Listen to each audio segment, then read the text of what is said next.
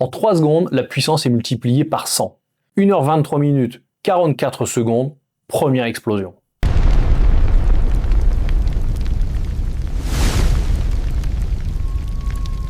Elle est mécanique, le couvercle du réacteur, 2000 tonnes, est soulevé comme un bouchon.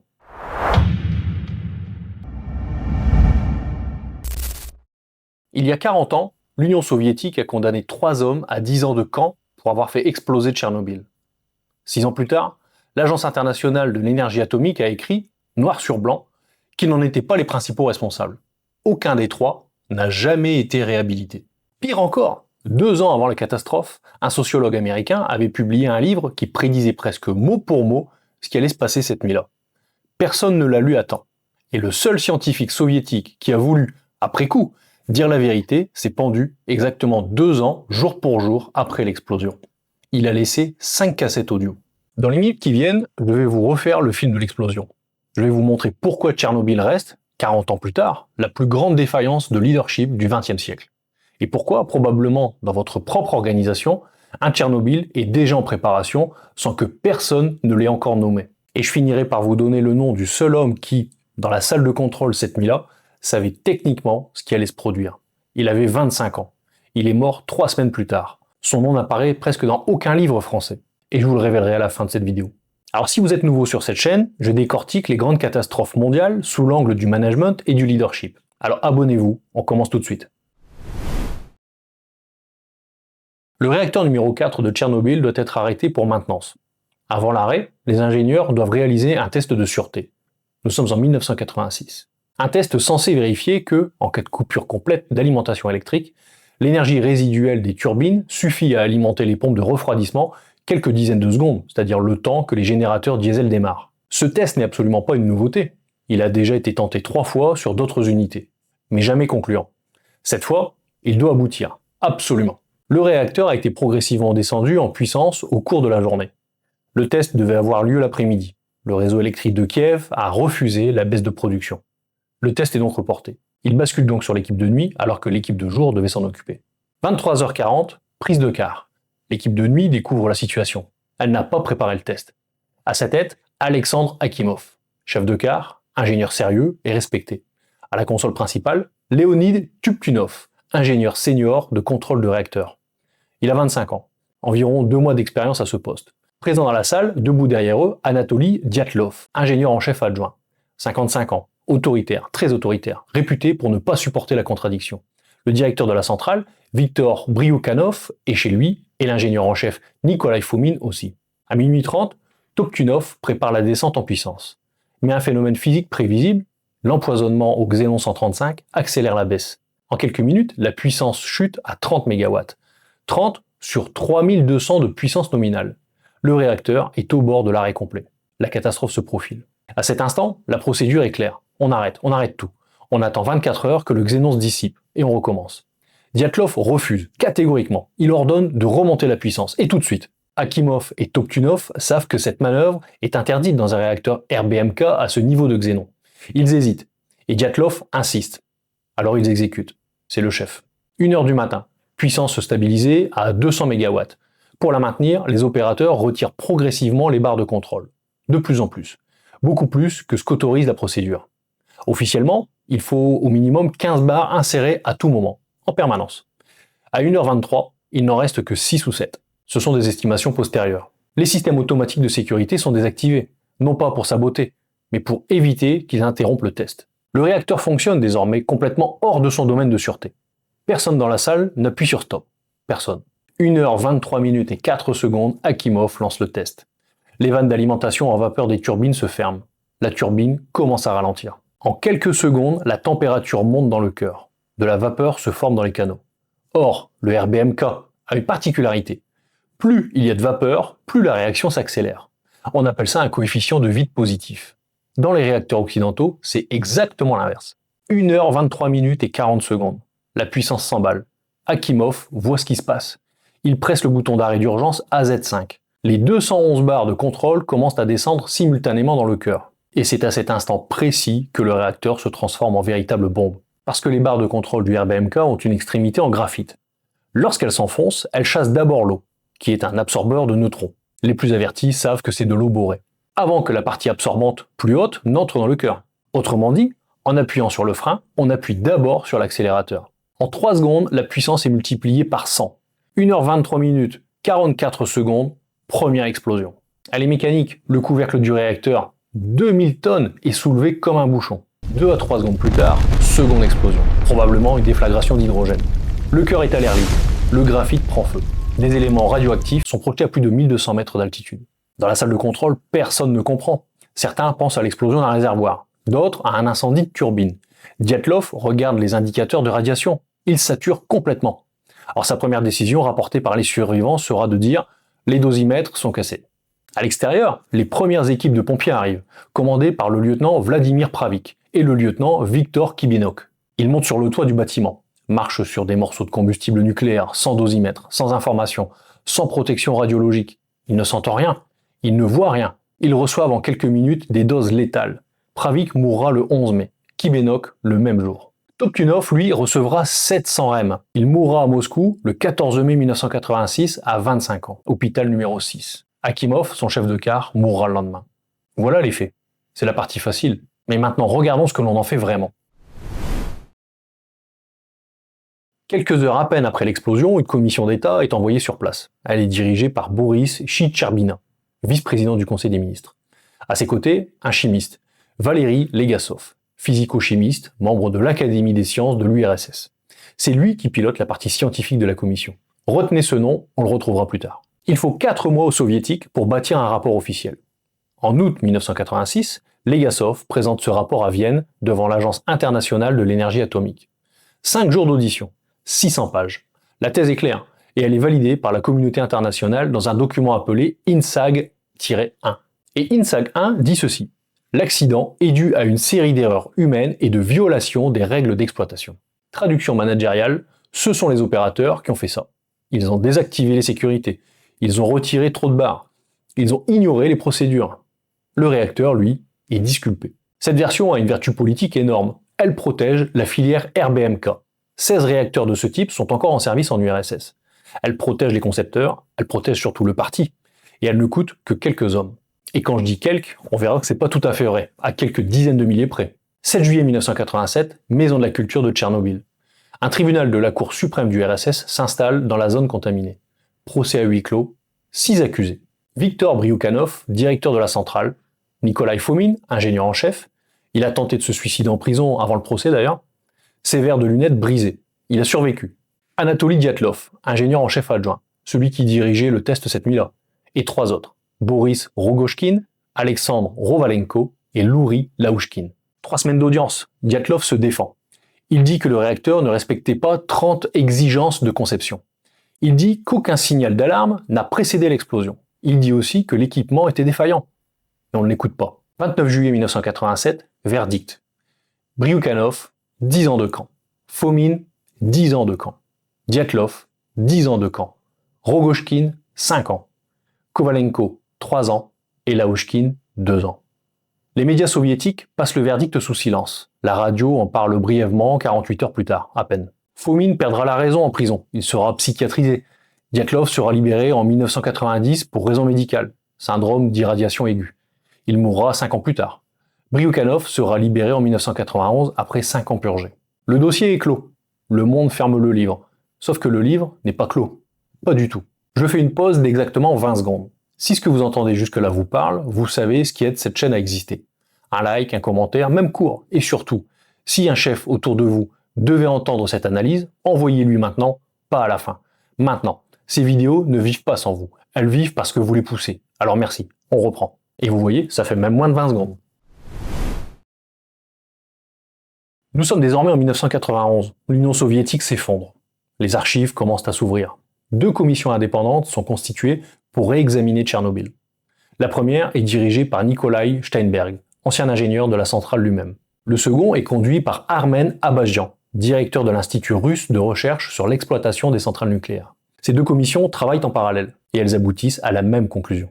Ce qui a fait exploser Tchernobyl, ce ne sont pas d'abord des opérateurs imprudents, ce sont premièrement un coefficient de vide positif catastrophique, intrinsèque à la conception du RBMK. Deuxièmement, les extrémités en graphite des barres de contrôle qui transforment le bouton d'arrêt d'urgence en détonateur. Troisièmement, l'absence totale de diffusion aux exploitants d'informations pourtant connues des concepteurs. Parce que ce défaut était connu. Il avait déjà provoqué un incident sérieux en 1983 à la centrale d'Ignalina, en Lituanie. Et ça, on n'en parle pas. Les concepteurs avaient rédigé une note interne. Et la note est restée dans un tiroir à Moscou. Elle n'a jamais été transmise aux équipes de Tchernobyl. En 1992, à Vienne, à l'AIEA, sur la base de ces deux rapports soviétiques, l'Agence internationale de l'énergie atomique publie un nouveau document. Il s'appelle cette fois INSAG 7. Son sous-titre est explicite, mise à jour de l'INSAG 1. L'agence déplace l'accent de ses conclusions, de l'accent du personnel opérant vers les défauts de conception des barres de contrôle et des systèmes de sûreté du réacteur. Des déficiences dans la régulation et le management de la sûreté dans l'ensemble de l'industrie nucléaire soviétique sont également révélées. Autrement dit, l'Agence internationale de l'énergie atomique dit officiellement, en 1992, que le rapport de 1986 s'est trompé de coupable. Sauf que le mal est fait. Les archives du KGB déclassifiées dans les années 2000 confirmeront. Entre 1971 et 1988, 29 situations d'urgence documentées à la centrale de Tchernobyl. 8 dues à la négligence. Les autres, défauts de construction, vices de conception, défauts de matériaux. Et pourtant, Bryukhanov, Fomin et Dyatlov n'ont jamais été officiellement innocentés. Le verdict de 1987 n'a jamais été annulé. L'INSAG 7 n'est pas une décision judiciaire, c'est un rapport technique. Voilà donc la première vérité de cette vidéo. Le système a eu besoin de coupables pour se protéger lui-même. Et quand la vérité est apparue, le système l'a noté. Mais il n'a rien réparé du tout. Alors pose-toi la question, toi qui écoutes. Dans ton organisation, quand quelque chose va mal, un projet qui dérape, un incident, une crise, qui désigne le coupable? Et surtout, ce coupable est-il vraiment le bon? Ou est-il simplement le plus commode à désigner? La question centrale de Tchernobyl n'est pas technique. C'est une question de leadership. Et elle est simple. Pourquoi personne dans cette salle de contrôle n'a dit stop? Pas parce qu'il n'était pas compétent. Toptunov, 25 ans, était diplômé avec mention de l'Institut d'ingénierie nucléaire d'Orbinsk, l'un des meilleurs établissements soviétiques. Akimov avait 10 ans d'expérience en exploitation nucléaire. Dyatlov avait déjà survécu à un accident nucléaire en 1966 à Komsomolsk sur l'Amour où il avait reçu 200 REM. Ils savaient tous. Ils ont continué. Pour comprendre pourquoi, 3 auteurs sont indispensables. Je vais vous les présenter rapidement, avec le concept précis qu'ils apportent. Premier concept, Charles Perrow, 1984. On en a déjà parlé dans d'autres vidéos, mais Charles Perrow est sociologue américain à Yale. En 1984, 2 ans avant Tchernobyl, il publie un livre fondamental, Normal Accidents, les accidents normaux. Sa thèse est contre-intuitive. Dans les systèmes à la fois complexes et à couplage serré, les accidents catastrophiques ne sont pas des anomalies, ils sont statistiquement inévitables. Un système est complexe quand ses composants interagissent de façon non linéaire, imprévisible. Un système est à couplage serré quand une défaillance locale se propage quasi instantanément, sans possibilité d'intervention humaine. Et une centrale nucléaire coche les 2 cases. Perrow va plus loin. Il a écrit en 1984 toujours « Les tests de sûreté eux-mêmes peuvent, paradoxalement, provoquer l'accident qu'ils cherchent à prévenir, parce qu'ils mobilisent simultanément la complexité et le couplage du système. » Tchernobyl, c'est Perrow qui se réalise, 2 ans après la parution du livre. Personne à Moscou, ni à Pripyat, n'avait lu Perrow. Deuxième concept, Diane Vaughan, 1996. Diane Vaughan est sociologue américaine à Columbia. En 1996, elle publie un livre sur l'explosion de la navette Challenger survenue, coïncidence saisissante, 3 mois avant Tchernobyl, en janvier 86, et d'ailleurs j'ai fait une vidéo sur le sujet. Son livre s'appelle The Challenger Launch Decision, et il forge un concept désormais central dans toute la sociologie du risque, la normalisation de la déviance. Une pratique manifestement dangereuse devient progressivement normale tant qu'elle ne produit pas immédiatement de catastrophe. Au fil des ans, le seuil de ce qui est considéré comme acceptable dérive. Personne ne décide de dériver. La dérive est collective, silencieuse, incrémentale.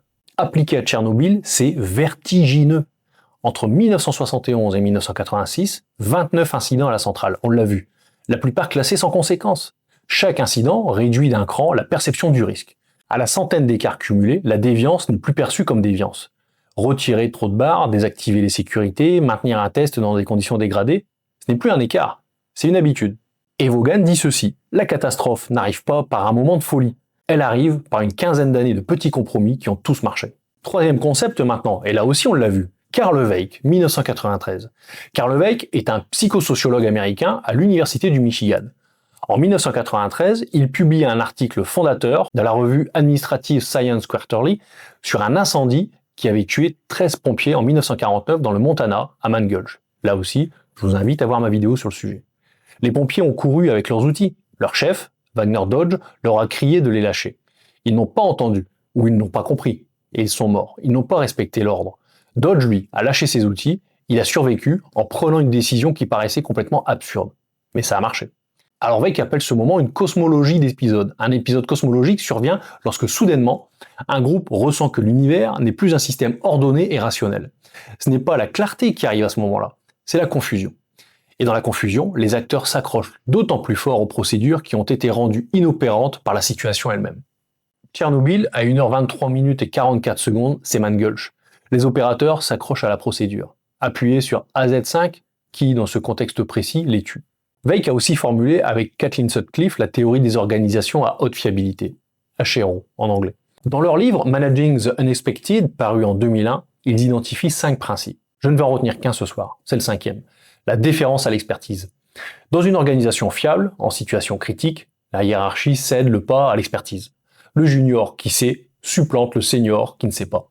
Dans la salle de contrôle cette nuit-là, l'homme qui savait techniquement ce qui allait se passer était le plus jeune et le plus bas dans la hiérarchie. Son nom n'avait pas d'autorité. Je vous parlerai de lui dans quelques minutes, tenez bon. Je voudrais maintenant opposer 2 figures, 2 chefs, 2 conceptions du leadership, 2 fins tragiques. Anatoly Dyatlov, c'est le leadership de la conformité. Dyatlov dirige le test cette nuit-là. Il n'est pas dans une logique de commandement de crise, il est dans une logique de conformité au plan. Son rôle, tel qu'il le conçoit, n'est pas de remettre en cause l'objectif, c'est de l'exécuter. Akimov et Toptunov lèvent des doutes. Dyatlov les écrase. Continuez, je prends la responsabilité. En clair, c'est comme ça et c'est tout. Taisez-vous. Ce n'est pas de la méchanceté, c'est un phénomène que les psychologues organisationnels connaissent bien. Il a été théorisé en 1976 par Barry Stowe de Berkeley. Stowe l'appelle l'escalade d'engagement. Plus un individu a investi dans une trajectoire, en temps, en énergie, en statut, plus il devient psychologiquement coûteux pour lui d'y renoncer. À un certain seuil, poursuivre devient plus confortable que de s'arrêter, même quand poursuivre est objectivement plus risqué. Et Dyatlov, cette nuit-là, ne peut plus arrêter. Non pas parce qu'il ne voit pas, parce qu'arrêter reviendrait à reconnaître que tout ce qu'il a fait depuis 6 heures était discutable. Son cerveau protège son identité professionnelle avant de protéger la réalité physique. Alors Dyatlov sera condamné puis libéré pour raison médicale, on l'a vu. Il écrira un livre en 1995 où il continuera à maintenir qu'il a exécuté une procédure valide avec un équipement défectueux. Il mourra la même année d'insuffisance cardiaque survenue sur fond d'irradiation chronique. Valéry Legasov, c'est le leadership de la vérité. Legasov, lui, n'était pas dans la salle de contrôle. Il est arrivé sur place le lendemain matin avec la commission d'État. Il a vécu le pire de l'intérieur pendant 4 mois. C'est lui qui a conçu le mélange de bore, de plomb et de sable largué par hélicoptère sur le cœur ouvert. C'est lui qui a défendu l'évacuation de Pripyat, contre l'avis de ses supérieurs qui craignaient la panique. En août 1986 à Vienne, il présente la version officielle devant l'AIEA. Il ment par omission. Il tait les défauts du RBMK. Il laisse porter la faute sur les opérateurs. En échange, les 16 autres réacteurs RBMK en service seront modifiés. C'est un marchandage diplomatique. Mais il accepte. Il revient en URSS couvert d'honneur en Occident, détesté par ses supérieurs. Il tente d'ouvrir le débat sur la sûreté. Et il est mis à l'écart, évidemment. Il perd sa candidature au titre de héros de l'URSS, bloqué au Politburo. En 1987, il tente de se suicider une première fois. Les médecins le sauvent. Au printemps 1988, il enregistre 5 cassettes audio. Il y raconte la vérité. Les décisions prises par le comité central, les mensonges d'évacuation, le chaos d'organisation, l'impréparation totale à l'accident majeur. 27 avril 1988, le lendemain du 2e anniversaire de la catastrophe. Legasov se pend dans la cage d'escalier de son appartement à Moscou. Il a 51 ans. Il avait reçu à Tchernobyl l'équivalent de 150 REM, largement au-dessus des seuils de sécurité. Les fameuses cassettes sont retrouvées. Des extraits seront publiés dans la Pravda le 20 mai 1988. Il provoque une onde de choc dans l'industrie nucléaire soviétique. En conséquence, Legasov ne sera jamais fait héros de l'URSS. En 1996, Boris Eltsine lui décernera à titre posthume ce fameux titre de héros de la Fédération de Russie, 8 ans après sa mort. Voilà les 2 leaderships que Tchernobyl met face à face. Dyatlov, le leader conforme. Il exécute le plan, il pousse ses équipes au-delà des limites, il ne dit jamais stop. Il est condamné, il finit seul, amer, irradié, il meurt. Legasov, le leader de la vérité. Il dit d'abord par loyauté ce qu'on attend de lui. Puis, 2 ans plus tard, il dit ce qu'il est. Il est broyé par le système. Il meurt dans l'intégrité. Et la question n'est pas de savoir lequel est un héros. La question est quelle organisation rend l'un nécessaire et l'autre impossible. Le droit de dire stop, celui dont je vous parle depuis le début de cette vidéo, n'est pas un droit individuel. C'est une infrastructure organisationnelle. Il se construit ou il ne se construit pas. Il s'entretient ou il s'érode. À Tchernobyl, il n'existait pas. Il ne pouvait pas exister. Et c'est précisément ce qui rend cette catastrophe si instructive, 40 ans plus tard, pour n'importe quel chef dans n'importe quelle organisation. Soyons clairs. Je vous avais promis au début de cette vidéo le nom d'un homme. Le seul, dans la salle de contrôle cette nuit-là, qui savait techniquement ce qui allait se produire. Alors je vous le donne maintenant. En fait, j'en ai déjà parlé brièvement. Il s'appelle Leonid Fyodorovitch Toptunov. Il est né le 16 août 1960 dans un village du nord-est de l'Ukraine. Père ingénieur dans le programme spatial soviétique, enfance entouré de scientifiques, diplômé en 1983 de l'Institut d'ingénierie nucléaire d'Orbinsk, la pépinière de l'élite nucléaire soviétique. Embauché la même année à Tchernobyl. Et en avril 1986, il a 25 ans. Il est ingénieur senior de contrôle du réacteur depuis environ 2 mois. Voilà ce que presque aucune vidéo ne dit. Pendant ses études à Orbinsk, Toptunov a accès à la documentation technique complète du RBMK. Alors il la lit, il est curieux. Il comprend quelque chose que la plupart des opérateurs comprennent mal ou pas du tout. Il en parle à un camarade, un ami d'université, un certain Sacha Korol. Korol témoignera des années plus tard. Toptunov lui disait ceci. Dans certaines configurations, les barres de contrôle peuvent accélérer la réaction au lieu de la ralentir. Donc, Toptunov savait. 3 ans avant la catastrophe, il avait identifié, en tant qu'étudiant, le défaut exact qui allait provoquer l'explosion. Et finalement sa mort. Cette nuit-là, à 1h23 et 39 secondes, Toptunov voit la puissance s'emballer. Il alerte Akimov. Akimov presse le fameux AZ5, le bouton. Le réacteur explose. Toptunov reçoit dans les minutes qui suivent une dose de 700 rem. Il est évacué à Moscou, à l'hôpital numéro 6, réservé aux irradiés. Et il meurt le 14 mai 1986, 18 jours après l'explosion. 25 ans. En 2008, le président ukrainien Viktor Yushchenko lui décerne à titre posthume l'Ordre du Courage, 22 ans après sa mort. Voilà la véritable révélation de cette histoire. Avoir raison trop tôt, tout seul, on a souvent tort. Le plus bas dans la hiérarchie, le moins expérimenté, le plus jeune, était aussi celui qui savait. Son savoir était plus précis que celui de Dyatlov. Son savoir aurait pu sauver le réacteur, mais son savoir ne pesait rien, statutairement, dans cette organisation. Veik et Sutcliffe ont une phrase pour ça. Je vous la traduis. Dans les systèmes à haut risque, la catastrophe n'arrive pas parce que personne ne sait. Elle arrive parce que celui qui sait n'a pas l'autorité pour être entendu. C'est criant de vérité, mais c'est une catastrophe. Toptunov est mort. Il n'a pas été jugé, puisqu'il était mort avant le procès. Il n'a pas été réhabilité, puisqu'il n'avait pas été condamné. Il n'a été ni coupable, ni reconnu. Il est devenu dans l'histoire un sous-fifre parmi tant d'autres, un nom sur une liste. Alors qu'il était techniquement le seul à avoir le savoir complet dans la salle de contrôle, le sachant de 25 ans que personne n'avait décidé d'écouter. 40 ans plus tard, Tchernobyl nous laisse 5 questions. 5 questions précises, opérationnelles, à poser dans n'importe quelle organisation complexe. Je ne vais pas vous donner les réponses. Je vais simplement vous donner les questions et charge à vous de trouver vos réponses. Première question, dans votre organisation, qui a réellement le droit et les moyens de dire stop? Ce rôle est-il identifié, nommé, protégé, ou est-il diffus, implicite, porté par personne? Deuxième question, la parole technique y pèse-t-elle autant que la parole statutaire? C'est-à-dire un collaborateur junior qui sait techniquement peut-il contredire un décideur senior qui ne sait pas, sans que cela menace clairement sa carrière? Troisième question, quand un incident est classé sans conséquence, parce que personne n'est mort, parce que le projet est quand même livré, est-il réellement analysé ou est-il absorbé par la routine? Combien d'écarts ont-ils été normalisés dans vos équipes ces 12 derniers mois? Quatrième question, quand un objectif a été validé en haut lieu, est-il encore possible en cours de route de le remettre en cause au nom de la réalité du terrain? Ou devient-il intangible dès qu'il est signé? Cinquième question maintenant, la plus dérangeante. Si votre propre Toptunov existait dans votre organisation, est-ce qu'il aurait un canal pour parler? Ou est-ce qu'il serait conduit, comme le vrai Toptunov, à choisir entre se taire et finir au cœur de la catastrophe? Tchernobyl n'est pas une histoire russe. Tchernobyl n'est pas une histoire nucléaire. Tchernobyl n'est même pas une histoire soviétique. Tchernobyl est l'histoire de ce qui arrive quand une organisation préfère la loyauté à la vérité. Et ça se passe tous les jours, partout dans le monde. Dans des centrales, dans des hôpitaux, dans des cabinets ministériels, dans des conseils d'administration, dans des cellules de crise, dans des salles de réunion où on vous demande gentiment de ne pas faire de vagues. Avant que cette vidéo ne s'achève, je vous demande une chose. Pas un like, pas juste un abonnement, juste ça. En commentaire, écrivez-moi une phrase, une seule, une situation professionnelle où vous auriez dû dire stop et où vous ne l'avez pas fait.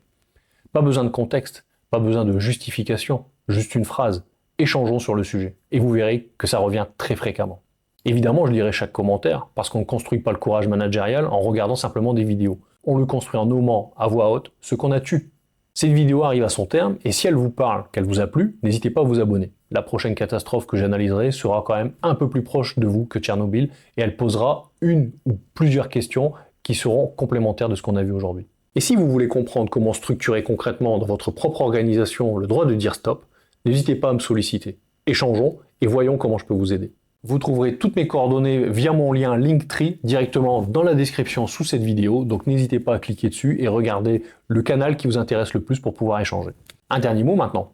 Quelque part, dans votre organisation, il y a peut-être un top to 9, 25 ans, 2 mois d'expérience, et qui sait quelque chose que personne au-dessus de lui n'a encore compris.